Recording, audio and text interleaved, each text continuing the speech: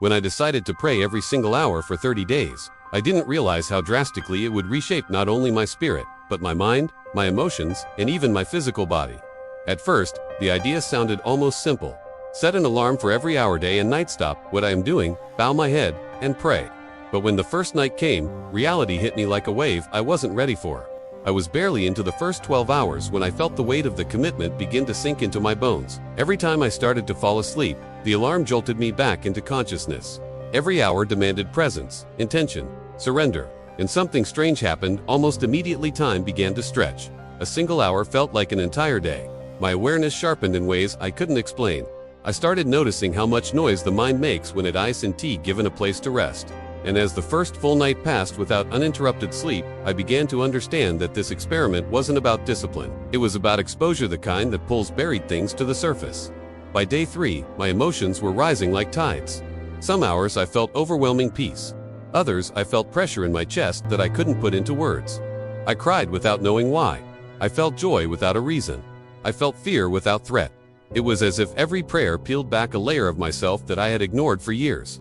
And through all of it, something deeper kept pulling me forward, a sense that God was waiting in each hour, marking each moment like a lantern along a dark road. As the days continued, prayer stopped feeling like an action and started feeling like a place somewhere I was being drawn back to over and over again, as if the hour itself became a doorway. And I didn't know it yet, but the shift happening inside me would soon become something physical, something measurable, something so dramatic that doctors would later look at my test results and ask me the same question again and again. What did you do to your body? By the end of the first week, my sleep cycle had shattered into fragments so small that I no longer knew what morning or night meant. I slept in pieces, 10 minutes here, 20 minutes there. Sometimes I didn't sleep at all. And yet, strangely, I wasn't collapsing. Something inside me was holding me together, stabilizing me. I felt tired, yes, but not destroyed. In fact, I felt more awake than I ever had in my life.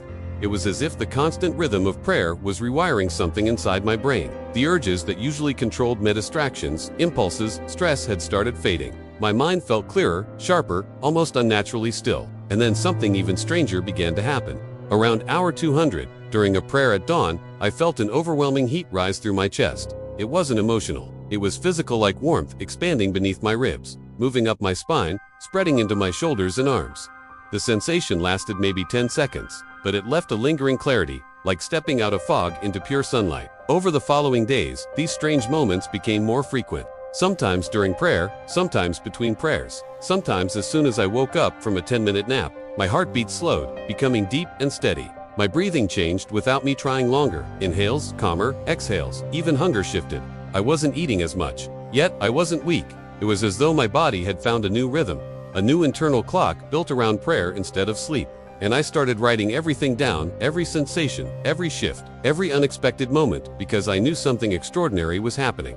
I wasn't expecting miracles. I wasn't expecting visions, but I couldn't deny the transformation that was beginning from the inside out.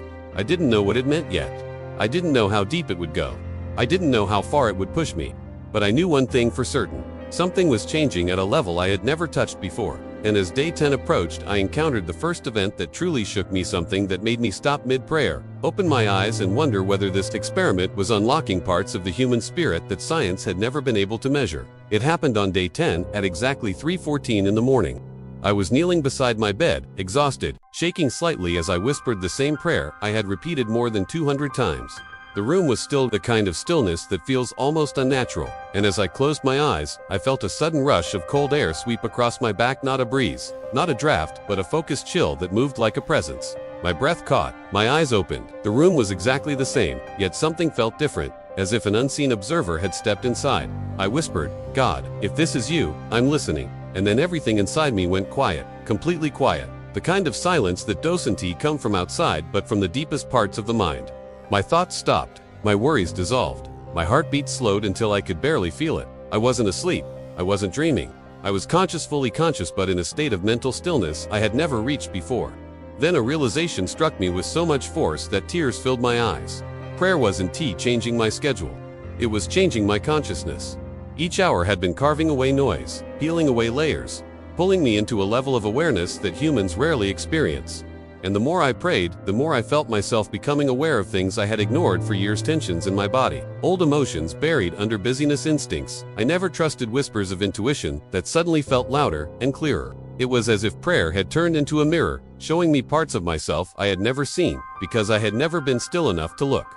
Over the next days, episodes like that continued, moments of profound internal quiet that arrived without warning and left me shaking in awe.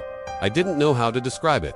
I didn't know how to measure it, but I knew this: whatever was happening wasn't just spiritual, it was neurological. Something in my brain was changing, rewiring, resetting, healing, and the proof of that would come on the final day, inside a doctor's office, when they handed me the results that left them speechless. On day 30, when the experiment finally ended, I walked into the clinic with dark circles under my eyes, a slight tremble in my hands, and a quietness inside my chest I had never experienced before.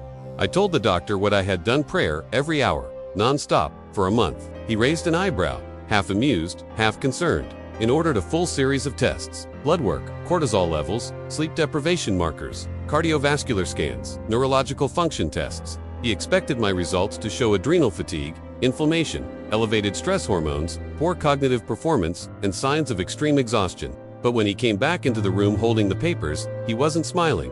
He wasn't joking. He wasn't even breathing normally. He sat down, looked at the results again, and said, "I don't understand this." He showed me the numbers. My cortisol levels, expected to be dangerously high, were lower than average. My heart rate variability, usually damaged by stress, was at the level of an elite athlete.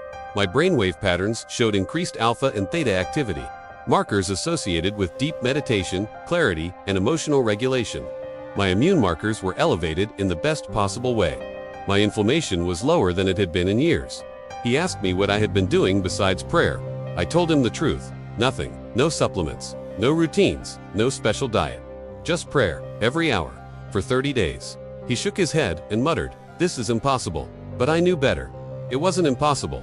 It was transformation, the kind that doesn't come from willpower or physical strength, but from surrender, repeated so consistently that it rewires the deepest parts of a human being. As I left the clinic, holding the results in my hand, a final realization washed over me. Prayer doesn't just change circumstances. It changes biology. It changes the mind. It changes the heart. It changes the way the body carries stress, memory, fear, and hope. And as I walked out into the sunlight, exhausted yet renewed, one truth echoed through my chest with undeniable clarity: when you invite God into every hour, He begins to rebuild every part of you, hour by hour, breath by breath, until your life becomes something even science can't fully explain.